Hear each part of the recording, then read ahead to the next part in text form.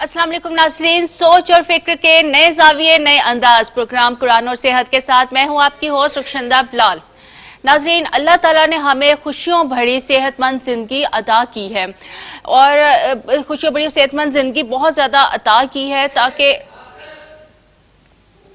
सेहत से भरपूर और बहुत ताकि हम ज़्यादा से ज़्यादा खुदा की दी हुई नेमतों से हम फ़ायदा उठा सकें। लेकिन हम अपनी लाइफ की कदर, सेहत की कदर तब करते हैं जब हम किसी न किसी बीमारी में मुब्तला हो जाते हैं। जो लोग बहुत ज़्यादा सक्सेसफुल लाइफ गुजारते हैं वो मेंटली और फिजिकली तौर पर बहुत हेल्दी और फिट होते हैं। उन्हें रोज़मर्रा की रूटीन मैटर की जो प्रॉब्लम्स है, जो भी सिचुएशंस हैं, वो हेल्दी वे से हैंडल करते हैं, नॉट के वो टेंशन में उसको नहीं लेकर जाते। आज हम डिस्कस करेंगे बैक पेन यानी कमर के दर्द के हवाले से। बैक बोन जो है हमारी बॉडी का एक बहुत सेंसिटिव एरिया है। अगर ये किसी वजह से डैमेज हो जाए तो हम रोजमर्रा की रूटीन मैटर के जो काम है वो ठीक तरीके से नहीं कर पाते। ये तमाम चीजें हम आज के प्रोग्राम में डिस्कस करेंगे। हमारे साथ मौजूद हैं बैन अवी शोहरत याफ्ता research scholar professor doctor Jamil Mahri, medal of merit president of Pakistan, जो हमें कुरान और सुन्नत की रोशनी में इस बीमारी का हल बताएंगे, जिसके बाद हमें किसी परहेज और इलाज की मेडिसिन की जरूरत नहीं रहती। अगर आज के टॉपिक के हवाले से आप कोई भी सवाल करना चाहते हैं तो स्क्रीन पर दिए हुए नंबर पर आप हमें लाइव कॉल भी कर सकते हैं। जी अस्सलाम वालेकुम डॉक्टर साहब। वालेकुम सलाम। डॉक्टर साहब, बैक पेन का क्या आजकल जो है बहुत सेंसिटिव जो कि एरिया है, क्या ये इसका एज से कोई ताल्लुक है कि ओवर एज की वजह से होता है या उम्र के किसी भी हिस्से में ये बैक पेन की प्रॉब्लम आपको हो सकती है? देखिए रक्षंदा, हम डेली जो है ना वो कोई ना कोई हम टॉपिक जब भी टच करते हैं तो उसके साथ हम जो है ना वो तेज़ाबियत और एसिडिटी के ऊपर हम बहुत ज़्यादा बात कर रहे होते हैं। तेज़ाबियत जो है ये हमारी खुराक से आ रही है। जो हम जंक फूड खा रहे हैं, फास्ट फूड ले रहे हैं, उसके बाद बर्गर्स ले रहे हैं, चाइनीज़ ले रहे हैं, फ्रोज़न फूड ले रहे हैं, और घरों में वो जो हम फ्रिजेस का इस्तेमाल करके और माइक्रोवेव ओवन के इस्तेमाल से जो हम एसिडिटी और तेज़ाबियत अपने मैदे से पैदा कर रहे हैं इस खुराक से, उसकी वजह से आगे जो है ना बहुत सारे मसाइल हो रहे हैं। जैसा कि कल हम बात कर रहे थे कि यही तेज़ाबियत जो है वो जब जिगर पे इफेक्ट करती है तो लिवर फंक्शन डिस्टर्ब होता है और उसकी वजह से आगे स्प्लीन जो है वो उसका साइज बढ़ सकता है, तिली का सेकंड सेक्रेशन का अमल जो है वो ख़राब हो सकता है और उसकी वजह से हेपेटाइटिस जो है ना वो मार्ज़ वजूद में आता है। आज जो टॉपिक है ना बैक एक या कमर दर्द या जोड़ों में या हड्डियों का जहाँ भी कहीं दर्द होता है, एक तो काज उसका जो है ना वो यूरिक एसिड है और दूसरा काज जो है ना उसका वो एसिडिटी तेज़ाबियत है। चूँकि तेज़ाबियत जो है ये जब ज़्यादा जिस्म के अंदर बनेगी और उसकी प्रोडक्शन ज़्यादा होती रहेगी, जिसकी एक अलामत ये है कि हमारे मैदे में जलन होती है। कुछ लोग कहते हैं सीना जलता है, कुछ कहते हैं कि खुराक की नाली में गले तक जो है वो जलन आती है। तो ये जो तेज़ाबियत है यही तेज़ाबियत है और ये जो है ये तेज़ाबियत से जो है ना वो हमारे जिस्म के अंदर कार्बन जो होता है वो तेज़ी से बढ़ता है। कार्बन के बढ़ने की वजह से क्या होता है कि हड्डियां हमारी जो है वो बेजान हो जाती हैं और सख्त हो जाती हैं, जिसकी वजह से फिर जो है ना मुख्तलिफ मसाइल हड्डियों के जो है वो आ रहे हैं और हम एसिडिटी और तेज़ाबियत के ऊपर जो है वो प्रॉपर कोई खातर खा तवज्जो नहीं दे रहे और पीछे उस खुराक को भी नहीं देख रहे जिसकी वजह से वो तेज़ाबियत आ रही है। हम क्या करते हैं कि उसको दर्द का दो गोली की तरफ जाते हैं और हम ऐसी पेन किलर्स अद्वियात लेकर अपने उस पेन के जो हो रही होती है जिस जगह पे हम उसको समझते हैं कि शायद वो ठीक हो गई है इस दवाई के खाने से, हालांकि वो जो दर्द हो रही होती है वो एज इट इज़ उसी तरह से वहाँ पे मौजूद होती है। रिजल्ट ये होता है कि जो पेन किलर हम खाते हैं वो हमारे नर्वस सिस्टम में जाकर हवासे खमसा में उस खम्स को सुन कर देती है, जिसने हमें बताना होता है कि आपके किस एरिया में कोई तकलीफ या कोई मसला पैदा हो रहा है, जिसकी अलामत जो होती है वो दर्द की शक्ल में होती है और हम अलामत को जो है वो दबा रहे होते हैं पेन किलर्स लेकर। नर्वस सिस्टम सुन्न हो जाता है, दर्द हो रही होती है, सिर्फ फर्क इतना होता है कि हम उसको कुछ घंटों के लिए महसूस नहीं करते। डॉक्टर साहब, नॉर्मल बैक पेन की ड्यूरेशन कितनी होती है और जब क्रॉनिक हो जाती है तो उसकी ड्यूरेशन कितनी होती है? देखें, जब नॉर्मल होती है ना तो शुरू में हमें थोड़ा बहुत हल्का हल्का फील सा होता है और हम समझते हैं शायद हम काम करके कोई थकावट हो गई है या आज हमने कोई काम ज्यादा कर लिया है या आज हमने कोई वजन उठाया है, इस तरह की ये छोटी छोटी चीजें हैं। और उसमें भी फिर हम क्या करते हैं कि हम सेल्फ मेडिकेशन शुरू करते हैं, हम घर से खुद ही पेन किलर वगैरह जो है ना वो लेकर उसका इस्तेमाल शुरू करते हैं। फिर डॉक्टर्स और कभी हम खुद मेडिकल स्टोर पे चले जाते हैं, उसे जाके कह देते हैं कि फलां मुझे प्रॉब्लम है, फलां एरिया में मुझे दर्द हो रहा है, तो उस दर्द की मुझे कोई पेन किलर वगैरह दे दें। तो ये सेल्फ मेडिकेशन, या अगर हम प्रॉपर डॉक्टर से भी ट्रीटमेंट करवा रहे हैं तो फिर भी हमें ये देखना है कि हम फितरी तरीका इलाज जो है उसकी तरफ आए।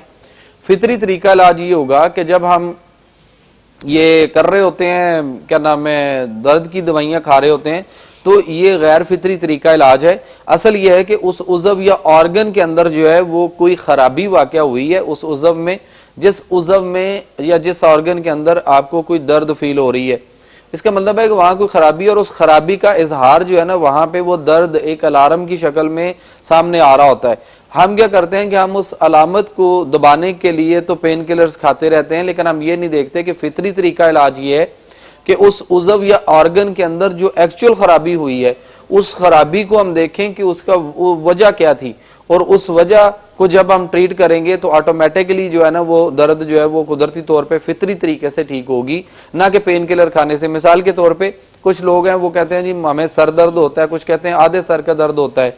तो अब दर्द पे डिपेंड कर रहा होता है कि सर में जो दर्द है, हो सकता है कि उसका ब्लड प्रेशर बहुत ज्यादा बढ़ गया हुआ उस वक्त, तो उस वजह से दर्द आ रहा है। हो सकता है कि उसके मैदे के अंदर गैसेज और तेजाबियत हो, उस वजह से हो रहा हो सकता है कि उसके कॉन्स्टिपेशन कब्ज हो, उस कब्ज की वजह से उसको जो है वो, या नींद पूरी नहीं हो पा रही उसकी, वो जागता रहा है, ओवर टाइम उसने कोई काम किया है या बर्डन ऐसा लिया है या कोई टेंशन या स्ट्रेस है, तो उसकी वजह से सर में दर्द हो रही है। तो हमें वो वजह तलाश करके उस वजह का जब तक हम इलाज नहीं करेंगे, पेन किलर खाते रहने से आगे चल के हमारे मसाइल जो है ना वो जिगर के इमराज में बहुत तेजी से इजाफा हो रहा है पेन किलर खाने की वजह से।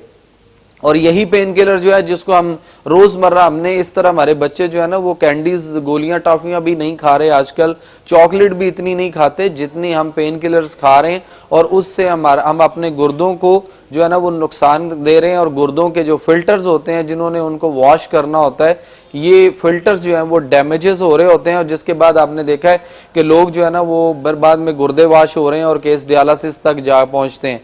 तो हमें पेन किलर्स को, ठीक है कि जब कभी कोई बहुत ज्यादा नाकाबिले बर्दाश्त हो जाए दर्द, तो उस वक्त इसको बतौर फर्स्ट एड, इब्तदाई तिब्बी इमदाद, तो हम इसको कह सकते हैं इन पेन किलर्स को, but it's not a curable treatment, के ये कोई मुस्तकिल इलाज नहीं है।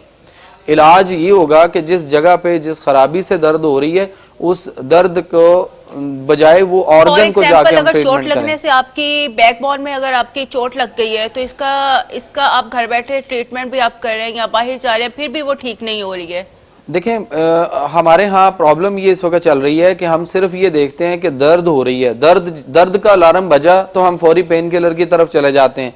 देखना यह है कि वो जो दर्द जिस एरिया में हो रही है, उस दर्द का रूट कॉज क्या था, उसकी वजह क्या थी, हम उस पर जब तक नहीं जाएंगे उस वक्त तक हम जो है वो ठीक नहीं हो सकते। बिल्कुल ठीक हो गया। यहाँ पे हमारे साथ एक कॉलर है, इसरार है लाहौर से। जी इसरार। अस्सलाम वालेकुम। वालेकुम सलाम। मैडम, मेरा ना गला खराब है और बलगम बहुत ज्यादा आ रही है, और बुखार भी रहता है, हल्का हल्का टेम्परेचर रहता है। ये इसका कोई कुरान के मुताबिक या कोई ऐसा हल बताएं कि मेरा ये गला भी रेशा बहुत ज्यादा है, बलगम। कितनी देर से ऐसा हो रहा है जी? कितना अरसा हो गया है? तकरीबन कोई दो हफ्ते हो चले हैं। मेडिसिन हर किस्म की खा के देख ली है, कोई फर्क नहीं पड़ता। कोई टेस्ट वगैरह भी आपने करवाए हैं? नहीं, टेस्ट नहीं करवाए, और डॉक्टरों से चेक करवाया, वो कह रहे हैं ये खत्म हो जाएगा, ये वैसे ही बलगम वगैरह, खांसी वगैरह मौसम की तब्दीली की वजह से। जी ठीक है, मैं बताता हूँ। ठीक हो गया जी। एक्चुअली ये है कि बलगम रेशा केरा जो है ये अभी नहीं होगा, ये आपके इससे पुराना भी है, पहले भी आपको होता होगा, बार बार हो जाता होगा जब भी वेदर चेंजिंग्स होती हैं, और या आप कोई बादी चीज़ें, बलगम रेशा बनाने वाली चीज़ें जब आप ज़्यादा खाएंगे खुराक में, तो उस वक्त ये प्रॉब्लम आएगी। और उस बलगम को, रेशे को या उस केरे को जलाने के लिए, बर्न करने के लिए अल्लाह का निज़ाम सेहत जो है वो ये है कि वो आपके बॉडी टेम्परेचर को वो थोड़ा सा ऊपर रेस करता है, जिससे वो बलगम रेशा या केरा जो है वो जलना या बर्न होना होता है।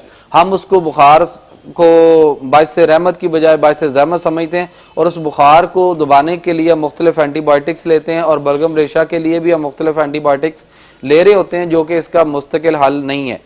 आप ये करें, एक तो कि आप अपनी खुराक में से जो बादी चीजें हैं जैसे चावल हैं, आलू है, गोभी है, मटर है, दाल माश है, चने की दाल है, सफेद चने हैं, उसके बाद चिकन है, ये ब्रॉयलर अंडा है, इन चीजों को और ठंडे पानी को अपनी जिंदगी से जरा कुछ दिनों के लिए कट करके देखें। और दूसरी बात कि इसके अलावा जो चीजें हैं वो खाएं। और इसके अलावा आप ये करें कि आप अदरक ले लें, जीरा सफेद ले लें, लौंग ले लें, दालचीनी ले लें और मुलट्ठी ले लें। इन चीजों का आप 1 गिलास पानी में डाल के चूल्हे पर रख के कावा बनाएं। जब ये हाफ गिलास रह जाए नीचे उतार के इसको पुन छानकर आप उसके में शहद डालकर इसको नीम गर्म दिन में 2-3 दफा पिए तो आपको बड़ी तेजी से जो है वो अफाका होगा, गला भी इसका ठीक हो जाएगा और स्टमक का भी ठीक होगा। डॉक्टर साहब, अगर जो बैक पेन से पेन जो है वो टांगों की तरफ जाए तो क्या ये डेंजरस होती है? देखें, L4 L5 से बाज दफ़ा पेन निकलती है और वो डॉक्टर्स तो ये कहते हैं सीटी स्कैन और MRI करवा के कि पेशेंट के जो मोरे हैं ना वो दब गए हुए हैं और उसमें हराम मग़ज़ दब चुका हुआ है।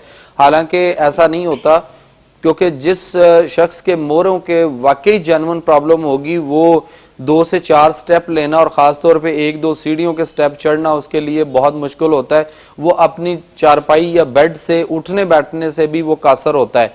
बाकी जितने भी पेशेंट जो चल फिर रहे हैं और जिनको ये डायग्नोज किया गया है कि आपके कमर में मोरों में प्रॉब्लम है, गैप आ चुका हुआ है या इस तरह से है, तो ऐसा नहीं है। बेसिकली मोरे जो है ना वो रक्षंदा इस तरह से फॉर एग्जाम्पल ऐसे हैं और इसमें जब हम राइट और लेफ्ट इन्होंने एक दूसरे को यूं करके ना खींचा हुआ होता है, मुखालफ एक दूसरे को खींचते हैं, जिसकी वजह से हमारी रीढ़ की हड्डी जो है वो बैलेंस रहती है।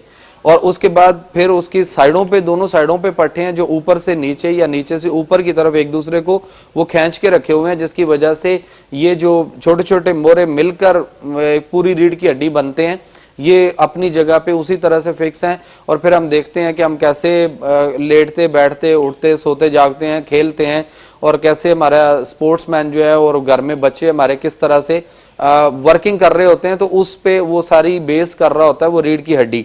अब ये जो पट्टे हैं इस तरह से जब उनमें प्रॉब्लम आएगी पट्टों में, तो जब कमजोरी होगी तो ये अगर फॉर एग्जांपल राइट वाले पट्टे जो हैं इन्होंने लेफ्ट वालों को खींचा हुआ है, तो अगर ये इस तरह से वो कमजोर हो गए तो दूसरी साइड पे आप देखते हैं फिर जो है वो गैप सा आ जाएगा।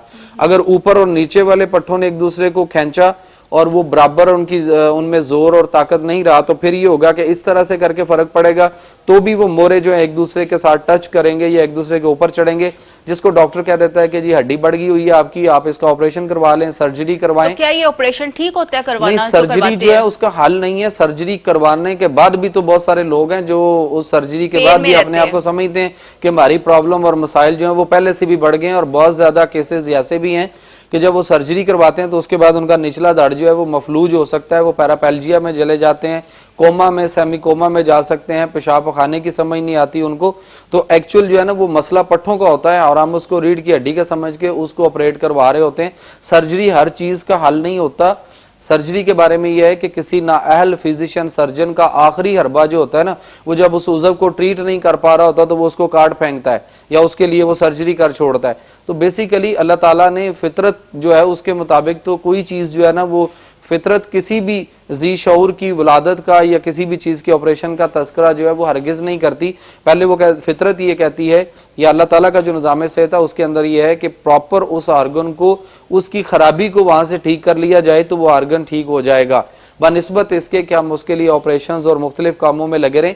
ऑपरेशन करवाने के बाद भी लोगों के हाथ से वो पेन किलर्स और मुख्तलिफ दवाइयाँ और जो विटामिन हैं, एंटीबायोटिक्स हैं, वो शापर फिर भी उनके साथ पूरी जिंदगी जो है वो साथ साथ चलता है, वो लाजम मलजूम होते हैं। डॉक्टर साहब, क्या पेन का एज से भी कोई इफेक्ट होता है? अक्सर कहा जाता है कि 40 प्लस जो लोग हो जाते हैं उनमें पेन की बैक पेन जो है उसमें बहुत ज्यादा। देखिए रक्षंदा, बात पता क्या है कि ये एज फैक्टर अपनी जगह पे है, लेकिन अगर हम खुराक अपनी अच्छी रखें और हम सिर्फ बादी चीजों के ऊपर या ठंडी चीजों पे ऊपर अगर लगे रहेंगे तो फिर चाहे उम्र जो है वो 10-15 साल भी हो, तो ऐसी लड़कियां मौजूद हैं, ऐसे लड़के मौजूद हैं। अब बहुत सारे जो लोग घरों में इस वक्त देख रहे होंगे तो वो ये अपने बच्चों को देख लें कि बच्चों की उम्र अभी 10-12-15 साल है, उनके कमर में दर्दें शुरू हैं, उनके जोड़ों में दर्दें हो रही हैं। खास तौर पे वो बच्चियां जो लेकोरिया प्रॉब्लम की तरफ चली गई हैं, उनके बैक एक बहुत ज्यादा आ रही है, उनके जोड़ों में दर्दें बहुत ज्यादा हैं और वो बहुत ज्यादा दुबली पतली और उनकी सेहत कमजोर हो रही है। बहुत सारे बच्चे जो हैं, बोन्स के वीक होने की वजह से भी होता है? बोन्स आपकी वीक हो रही होती हैं? बोन वीक इसी वजह से होंगी, जब आप तेजाबियत वाली चीजें ज्यादा खाएंगे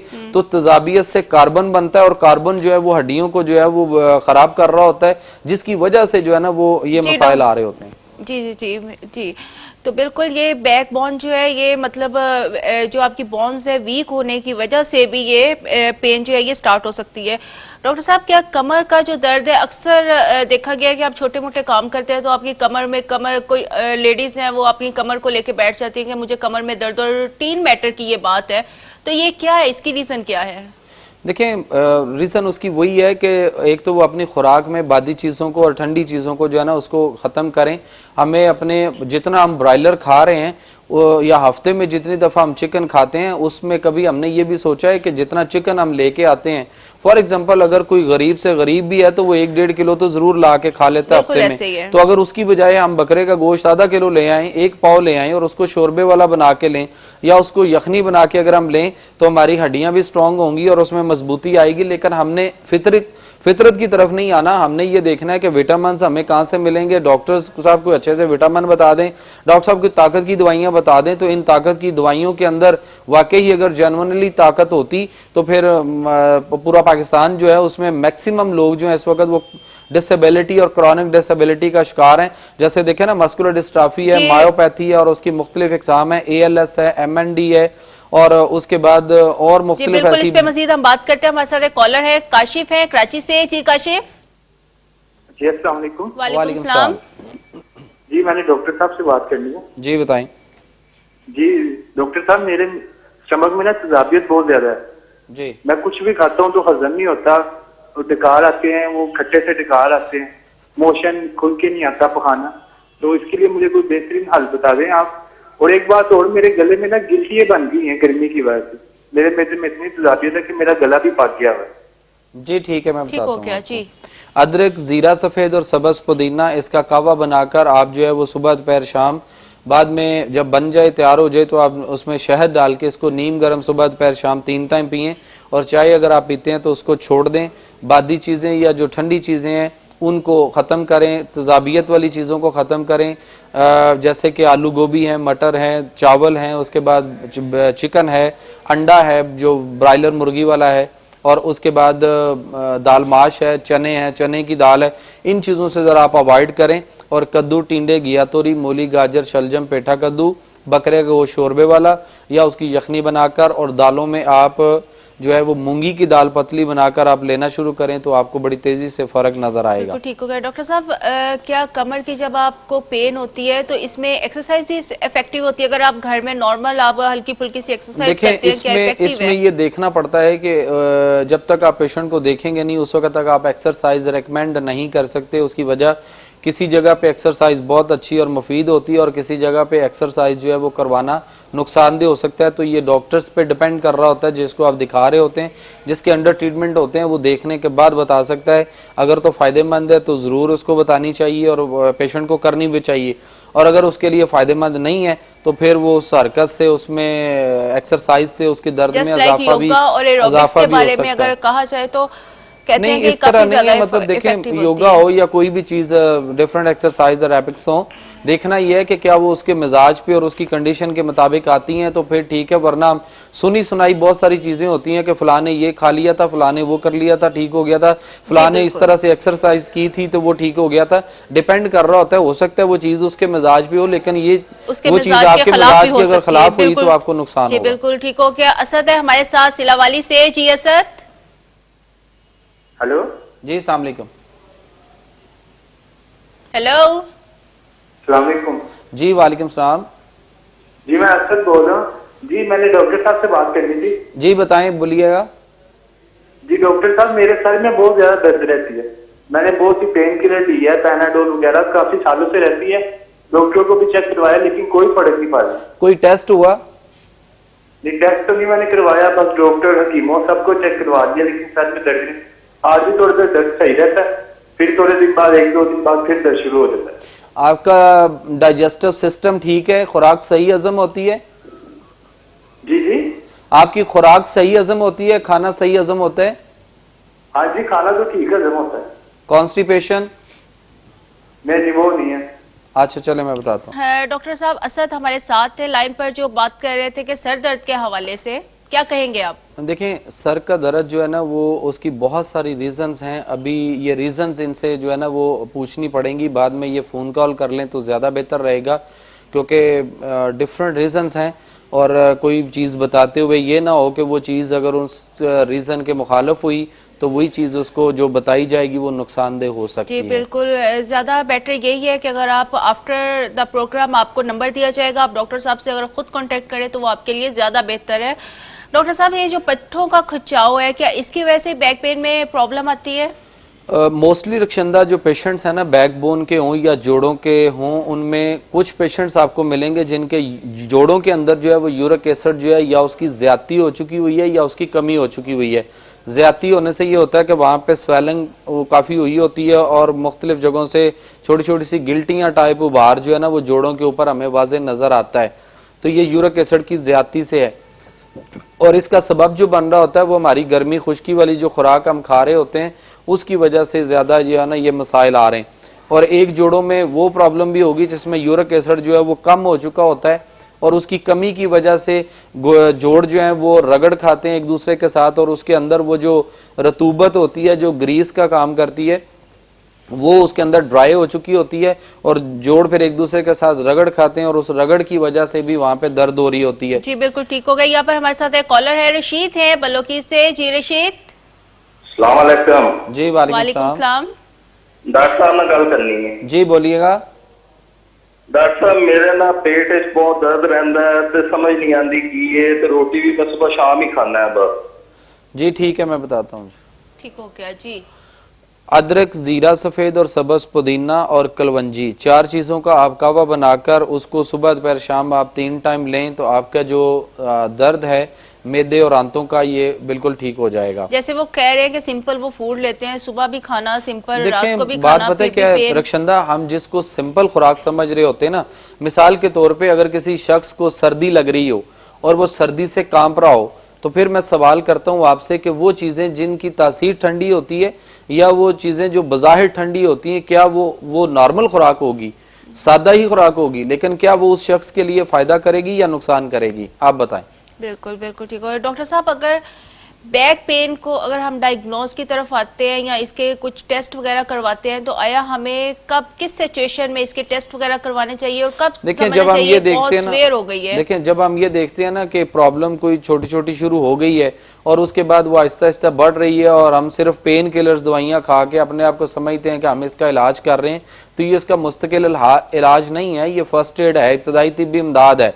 लेकिन हम उसी को जो है ना वो परमानेंट इलाज समझते हुए उसी पे लगे रहते हैं और फिर अपनी मर्ज को क्रॉनिक करते हैं और फिर वो गैर फितरी जो दवाइयां हैं जो दर्द को ठीक नहीं कर रही होती बल्कि नर्वस सिस्टम को सुन कर रही होती हैं, नर्वस सिस्टम के सुन होने की वजह से या बार बार सुन होने की वजह से हम असाबी कमजोरी का शिकार भी होते हैं। उसके बाद हमारे जिगर के अंदर भी मसाइल आते हैं, मैदे में बहुत ज्यादा गैसेज, एसिडिटी, तेजाबियत होती है और वही अच्छा देखें कितनी अजीब बात नहीं है कि हम जो पेन किलर पेन को किल करने के लिए खा रहे होते हैं, जब वो मैदे में जाके तेजाबियत पैदा करती हैं उसी तेजाबियत से कार्बन बढ़ता है और वो कार्बन जो है वो उन्हीं हड्डियों को ज्यादा सख्त और कमजोर कर रहा होता है या उसकी वजह से हड्डियां जो है वो टूट फूट का शिकार हो रही होती हैं और हम समझते हैं कि ये जो हम पेन किलर खा रहे हैं ये बहुत अच्छी है और हम इससे मुकम्मल ठीक होने की तरफ जा रहे हैं। हम गाड़ी ड्राइव करते हैं या बाज़ औक़ात कोई ऐसी पोजीशन में बैठे होते हैं और आपकी पेन स्टार्ट हो जाती है, क्या ये हमारी पोजीशन का होता है कि हमारी पोजीशन ठीक नहीं होती है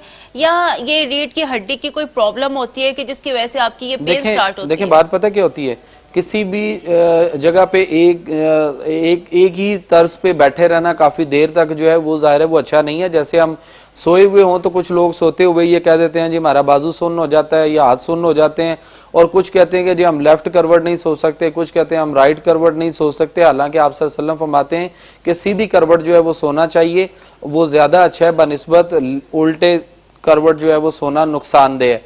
अब ये डिपेंड कर रहा होता है कि जो जिस पोजीशन में जहां बैठता है वो कंटिन्यू उसी काम में मस्त रहता है और वो अपनी पोजीशन चेंज नहीं करता और जब हमें थोड़ी सी थकावट हो तो हम जरा उठ के थोड़ा सा चहलकदमी कर लें और उसके बाद फिर हम आके अपनी सीट पे दोबारा बैठ के वही काम करना शुरू कर दें तो वो ज्यादा बेहतर होगा बनिस्बत इसके कि हम उसको कंटिन्यू करें। बैक पेन की वजह से दोनों टांगे सुन्न हो जाती हैं। देखिए वो इस वजह से हो रही होती हैं कि जैसे सोते हुए मैंने बताया ना कि आपके बाजू जो है वो नीचे आए हुए हो तो सुन्न हो जाते हैं। जब हम कूलों पे बैठे हुए होते हैं तो उससे बाज दफा हमारी पोजीशन ऐसी होती है जिससे हमारी शैटिका वेन जो है वो दब रही होती है। और शैटिका वेन वो है जो हमारे दोनों टांगों के अंदर एक मेन नर्व है जो ब्लड सप्लाई कर रही होती है। तो जब वो दबाव में आएगी या वो, तो उसकी वजह से आगे ब्लड सर्कुलेशन जो है वो प्रॉपर नहीं जाएगी और उससे हमारे जो है ना वो टांगों का सुन्न होना, पाँव में चूंटियां रेंगना और इस तरह के मसाइल आएंगे और पट्ठों में खिंचाव, फिर टांगों में दर्दों का और खास तौर पे शैटिका का पेन जो है, लंगड़ी का दर्द, वो फिर मरीज जो है ना वो अपनी टांग पे वजन भी सही तरह से नहीं डाल पा रहे होते और उनके लिए बहुत ज्यादा मसाइल होते हैं।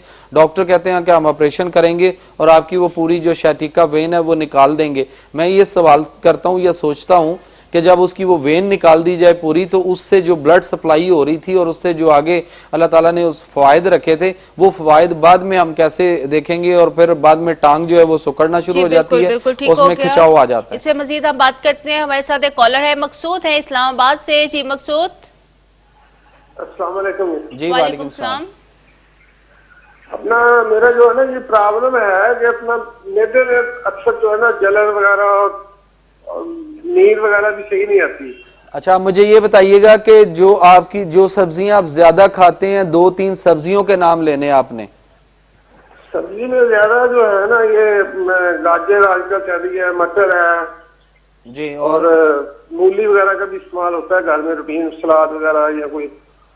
अच्छा ठीक है। और उसके बाद गोश्त कौन सा ज्यादा खाते हैं आप? गोश्त चिकन ही है वो, अपना मेरे साथ यूरोप का भी प्रॉब्लम है, बीफ मटन जो है ना वो नहीं खाते लोग। चले ठीक है, मैं बताता हूँ। ठीक हो गया जी। ये पता नहीं आपको किसने कह दिया कि चिकन खाएंगे तो आपका यूरिक एसिड जो है वो ठीक हो जाएगा। ये खाली मैं चिकन खाता हूं। ये और ज्यादा उसको खराब कर रहा है आपके यूरिक एसिड को। फिर जो आप कहते हैं मेरी तजाबियत ठीक नहीं होती, एक साइड पे आप ओमेगा, राइजिक और फमेटाडिन, स्मेटाडिन और मुख्तलिफ दवाइयां जो है वो डॉक्टर साहब खिला रहे होते हैं और दूसरी साइड पे उनको ये बिल्कुल नो हो नहीं है कि खुराक में कौन सी चीजें तजाबियत पैदा कर रही हैं। वो तो कम से कम खुदा के लिए मरीजों की रोक दें और इसका नॉलेज जो है ना वो लें। हेल्थ डिपार्टमेंट और जो हेल्थ मिनिस्ट्रीज हैं उनको ये चाहिए और खास तौर पे हमारे जो वज़ीर आला साहबान हैं और प्राइम मिनिस्टर साहब हैं, इनको ये चाहिए कि डॉक्टर्स को एजुकेट करें कि फूड और खुराक जो है उसके मिजाज को भी समझें। हम सिर्फ मरीजों को दवाइयां, नुस्खे लिखने पे और उनको 150-150 मरीजों की लाइनें लगी हुई हैं और ओपीडीज के अंदर जो इतना रश है ये उस वक्त तक ठीक नहीं होगा। एक एक बेड के ऊपर 2-2, 4-4 पेशेंट लेटे हुए हैं, ये उस वक्त तक इनका लोड कम नहीं होगा जब तक हम दवाई के साथ साथ उनको खुराक को फॉलो नहीं करेंगे। अदरवाइज देखें कि खुराक जो मरीज खा रहा होता है वो उसकी बहुत ज्यादा होती है, वो किलोग्राम में होती है और जो वो दवाई खा रहा होता है वो मिलीग्राम में होती है। तो दवाई क्या करेगी? और अगर खास तौर पे वो पेन किलर हुई, चूंकि जब से मैं समझता हूँ रक्षंदा ये इलामात को दबाने का, इमराज की इलामात को दबाने का जब से ये रवाज शुरू हुआ ना, उससे और बहुत ज्यादा बीमारियां फैली और बहुत ज्यादा और मुख्तलिफ बड़ी बड़ी बीमारियां जो हैं वो सामने आई और आ रही हैं और वो बड़ी स्पीड से फैल रही हैं। उसकी वजह क्या है कि हम सिर्फ ये देखते हैं कि इलामात क्या हैं और उन इलामात को दबाने के लिए हम ऐसी पेन किलर्स दे देते हैं, ऐसी एंटीबायोटिक्स दे देते हैं। एंटीबायोटिक्स जो होते हैं ना उसका मायने है जिंदगी का कातिल और हम जो है ना वो उसको लाइफ किल करने के पीछे लगे हुए हैं। पेन किलर्स खिला खिला के हमने जितना मैदे का नुकसान कर लिया हुआ है, हमने जितना गुर्दों का नुकसान कर रहे हैं, जितना हमारा जिगर का नुकसान हो रहा है और उसके साथ जितना हार्ट का नुकसान हो रहा है। बहुत ज्यादा पेन किलर्स ऐसी हैं जो खाने के बाद ब्लड जो है वो थिक होना शुरू हो जाता है और उस ब्लड को फिर जो है ना क्या कहते हैं पतला करने के लिए डॉक्टर जो है ना वो लोप्रिन या एस्प्रिन वगैरह का इस्तेमाल बहुत ज्यादा करवा रहे होते हैं, जो बजाते खुद फिर एक बहुत बड़ा नुकसान है। होना ये चाहिए कि उसके लिए अल्लाह ताला ने हल्दी जो है उसके अंदर एस्प्रिन के ख्वास रखे हैं। आप मरीज को 1 गिलास गरम गरम दूध के अंदर 1 चम्मच हल्दी डाल के पिलाएं, खून पतला भी होगा, खून साफ भी होगा और इसके हल्दी के साइड इफेक्ट भी नहीं होंगे क्योंकि ये अल्लाह ताला ने बनाई हुई उसकी कुदरती चीज है, ये फितरत पे बेस करती है। कोशिश करें कि मेडिसिन से छोटी छोटी सी डिजीज के लिए मेडिसिन को अवॉइड करें, बल्कि जो नेचुरल मेथड है उसको ज्यादा आप अप्लाई करें। यहाँ पे हमारे साथ एक कॉलर है, मुजम्मल है कराची से। जी मुजम्मल। जी मेरा मसला है कि जी एक तो एलर्जी बहुत है मुझे। क्या चीज है? एलर्जी है। ठीक है जी। हाथ पांव जो हैं वो लाल हो जाते हैं और बहुत ज्यादा खारिश होती है मुझे सारे जिस्म पे। जो मौसम गर्म होता है मुझे ज्यादा खारिश शुरू हो जाती है। जी छींके और नजला जुकाम की क्या पोजीशन रहती है? नजला जुकाम तो नहीं है फिलहाल।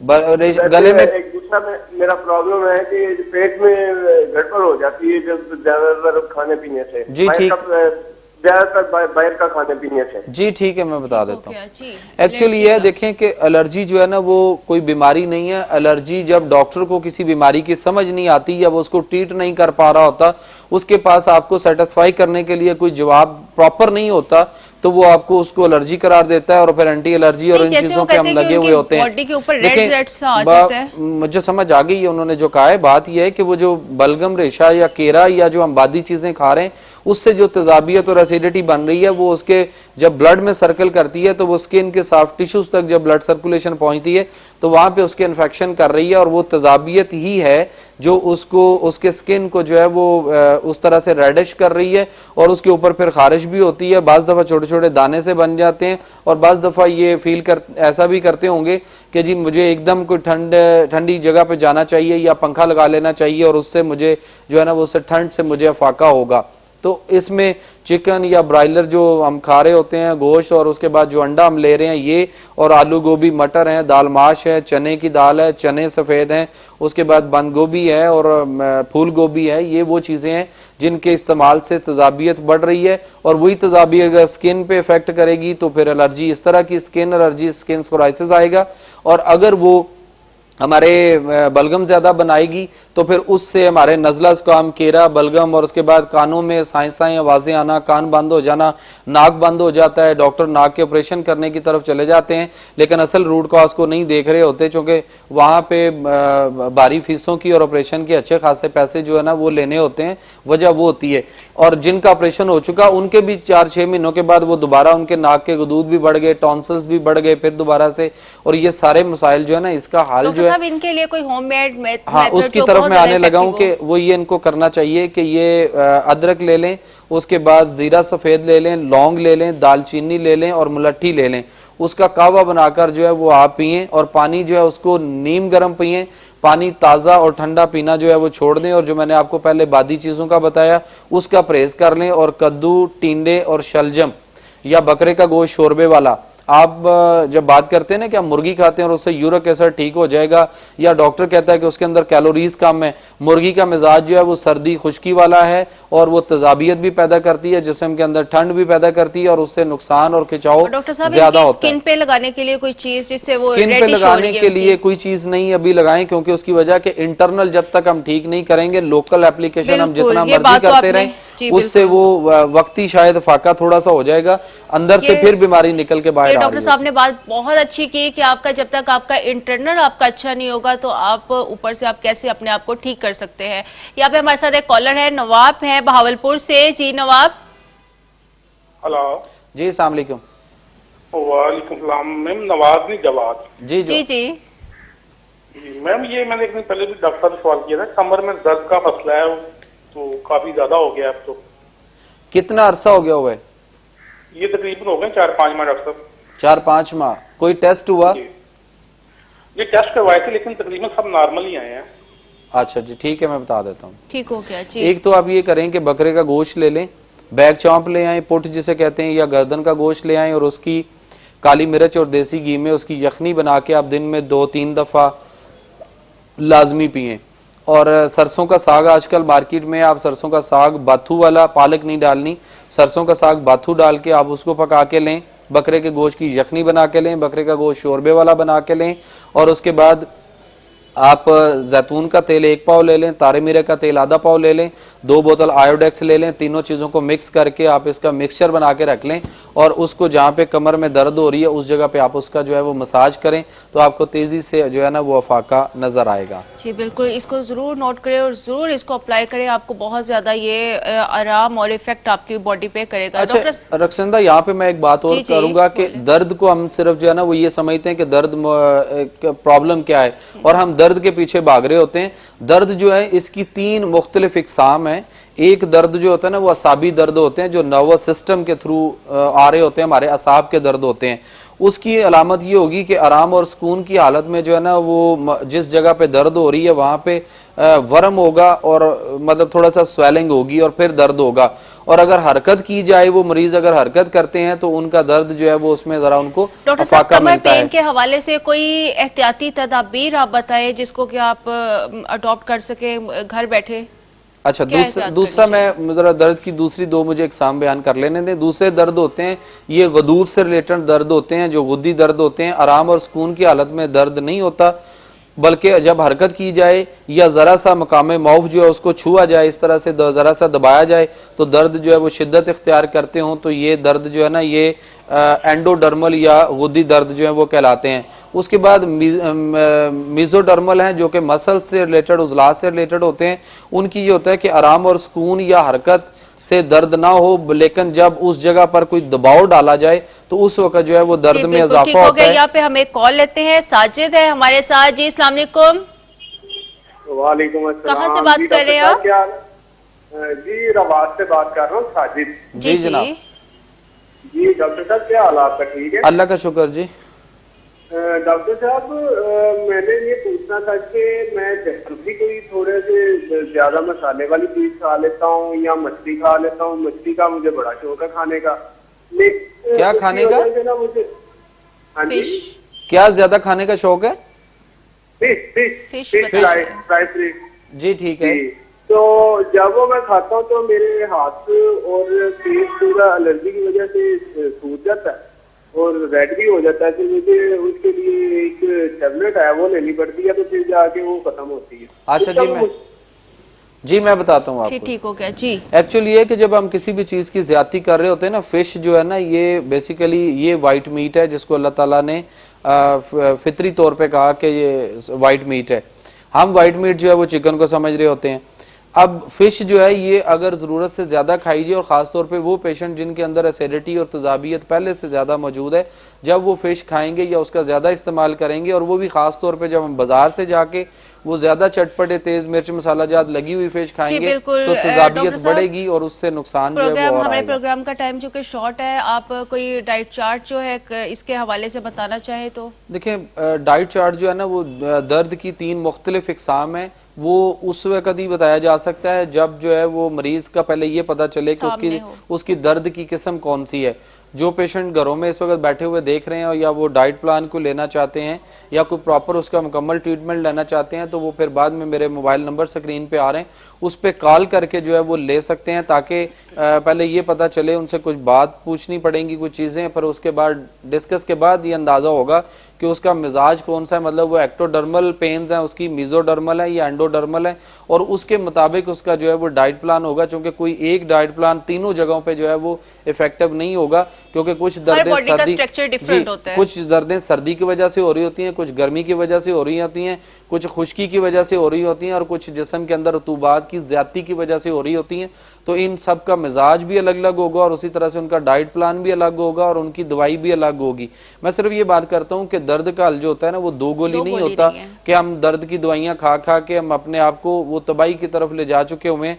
खास तौर पे वो मरीज जो फालज या पट्टों के खिंचाव में या लकवा में या पोलियो में या राशा में या उसके बाद वो मस्कुलर डिस्ट्राफी में या मायोपैथीज में या ALS में या MNDs में या मोटर न्यूरॉन सेल्स जो होता है उसकी कोई प्रॉब्लम में अगर वो मुब्तला हैं और वो समझ रहे हैं कि हम बिल्कुल क्रॉनिक हो चुके हुए हैं और हमारा अब कोई इलाज नहीं रहा और हमने सिर्फ सारी उम्र ये पेन किलर और एंटी डिप्रेशन मेडिसिन या नींद वाली जो स्लीपिंग पिल्स हैं उन्हीं को खाते रहना है, या हम अपने बेड से उठ के चल फिर नहीं सकते, तो ये उनकी अपनी खामख्याली है, या जिन डॉक्टर्स ने उन तक ये बात दे रखी है वो उनका एक माइंड मेकअप कर दिया हुआ है कि अब आप उठ नहीं सकते, अब आप चलने फिरने के काबिल नहीं हो सकते।